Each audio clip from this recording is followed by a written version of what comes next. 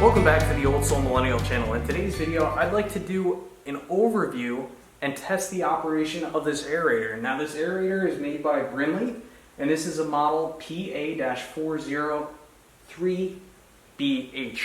Now I bought this used. I got a good deal on this. I got this for $100, plenty of life left in it, but this exact aerator now, this is a made in the USA aerator. This one's going for around $337 on Amazon right now before tax. Now the reason I chose this one over other ones on Amazon, for one, this is made in the USA. This one seemed to have the best reviews, and a lot of the cheaper Chinesium-made aerators just seem to be of a lesser quality. Now, really, this isn't a top-of-the-line aerator, right? Like, if you have $1,000, you may think about buying like a used professional self-propelled aerator. You can get one of those for around $1,000, but I'm in $100 here. I think I'm doing all right.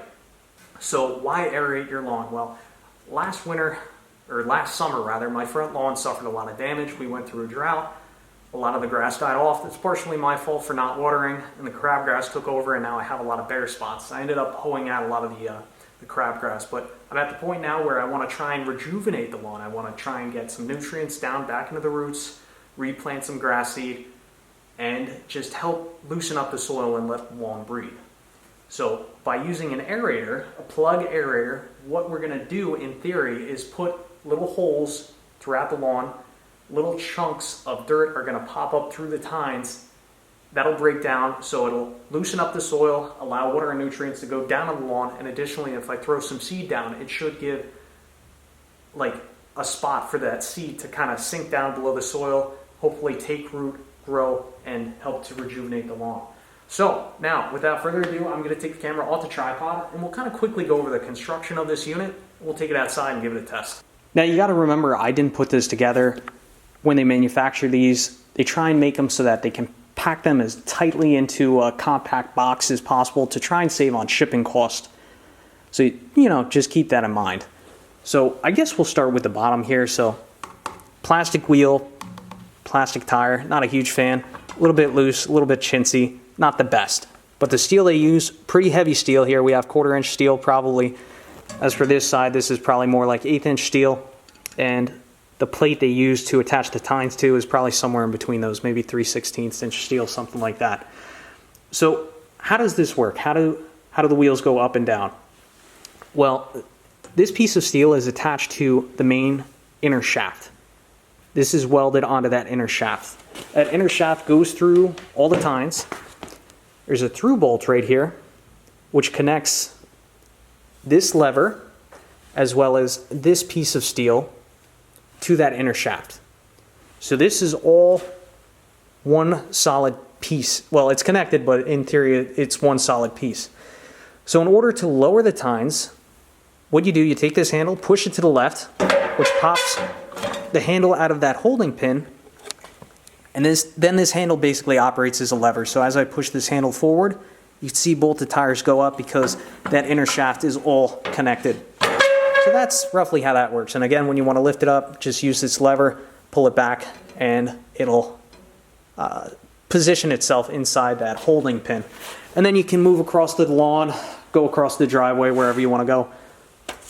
So the tine section is divided into 3 sections of 2. Right, so you have these 2 tines on this outer shaft. This is all connected. There are no grease zerks. I believe this is all friction drive. I don't really see a spot to really lubricate this. I don't know if there's like some kind of bushing. Hopefully there's a bushing between this outer shaft and the inner shaft, but I don't really know. Don't really know without taking it apart. I'm not going to take it apart. As for the tine construction, I don't really know enough about it yet. Again, being the secondhand owner, all these tines are straight. They're not super sharp, but you got to remember when you're operating this thing, it's going to be hitting rocks and roots all day. So even if you sharpen these tines, they're not going to stay sharp very long. I did have this out the other day, and it actually worked quite well. Now, something I am a little bit concerned about, but I think it's okay. If you look at these tines, right, they're only bolted on there with 1 bolt. And because there's only 1 bolt, you would think that they would flop around a little bit, right? Like maybe change position. But I think the way they're constructed, they have a secondary point where they make contact with this outer shaft, and that seems to kind of hold it in place just fine. Like, I don't see any of these tines at a square, so although I would have liked to see 2 bolts here, I think the 1 bolt is fine. And then all 3 sections do spin pretty smoothly right now. But again, I would have liked to see a place where I could lubricate that outer shaft. I think that'll ultimately hurt the longevity, but I mean, what do you expect to get out of one of these, right? Like, if I get 5 to 10 years out of this, I think I'm doing all right. Here you have the upper tray.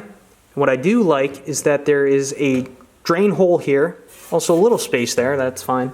You also have a drain hole right here, so if you do lead this upright, you have a spot for water to drain. You just try not to let water sit in there, right? Like, if you can, try and position it up so that the water just kind of flows out. That way you can try and prevent rusting in the pan there and increase the longevity of this fine piece of equipment. Now, as for the draws, I'd say this is probably 1/4 inch. I mean, this is pretty thick stuff for what it is. I think it's going to do us just fine. Then you just have a basic pin hitch. Now, real quick, before we actually get out there and start aerating, I want to give you a word of caution here. So you got to understand, when we're aerating, we're putting little penetrations down into the ground up to maybe 4 inches down. So if you have underground utilities, underground gas line, underground water, electric, or telecommunications, it's really smart. You should call 311 and get a mark out to see where those utilities are before you even consider aerating. Because if you hit one of those utilities and it's your fault, I mean, you're probably going to pay the cost to fix it. So you know, you could be looking at thousands of dollars. So always get a mark out. Just see where your utilities are. And additionally, if you have sprinkler heads, if your system's not winterized, what you should do, you should turn on each zone, see where those sprinkler heads pop out, mark them with a flag so that way you know where the sprinkler heads are and you're not going to damage them.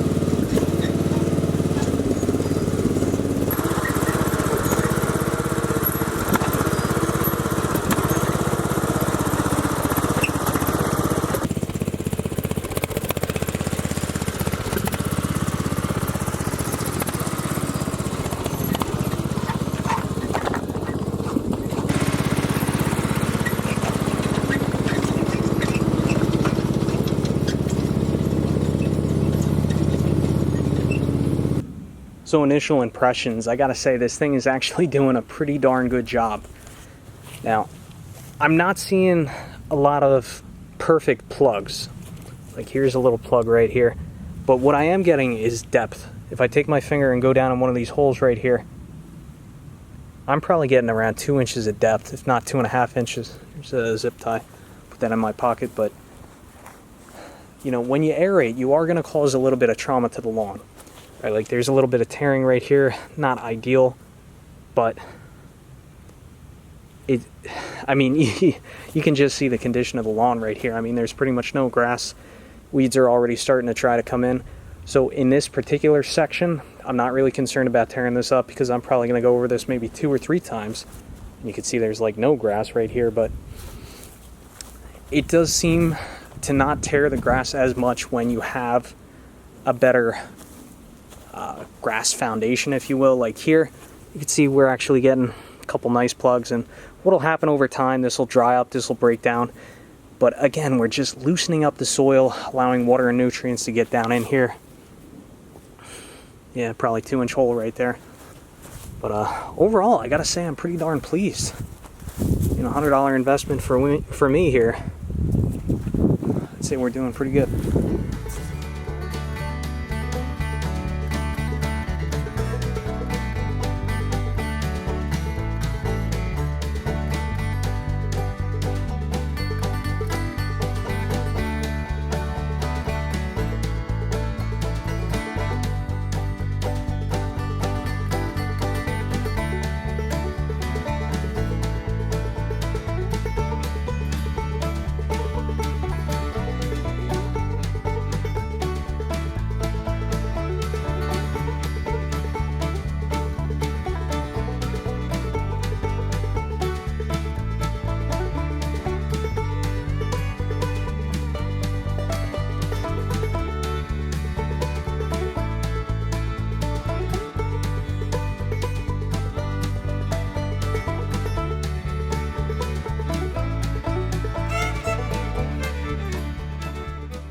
Going over to this section here, there's pretty much no grass here, so my plan is, well, as you can see, I've actually gone over it 2 or 3 times. I did some intentional tight circles.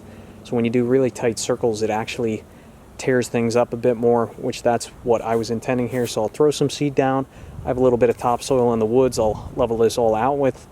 Probably put some hay or something like that down over the top of it to kind of protect it, keep the moisture in a little bit. And with any luck, hopefully we'll be able to rebuild the lawn back a little bit right here. But as for the aerator itself, if I had to give it a rating, I don't know. It's pretty darn good for what it is. You know, without buying a used professional aerator, you know, everything's still spinning okay. These tines definitely dull down a little bit quick. But, you know, like I mentioned earlier, you know, you're going to be hitting rocks and roots all the time, so it's going to be really hard to keep those sharp. But I would say I give this is probably 7 out of 10 for what it is. It's a pretty darn good product. Happy I went with the Brinly. Keep it in the USA. Anyway, thanks for watching. I will catch you on the next one.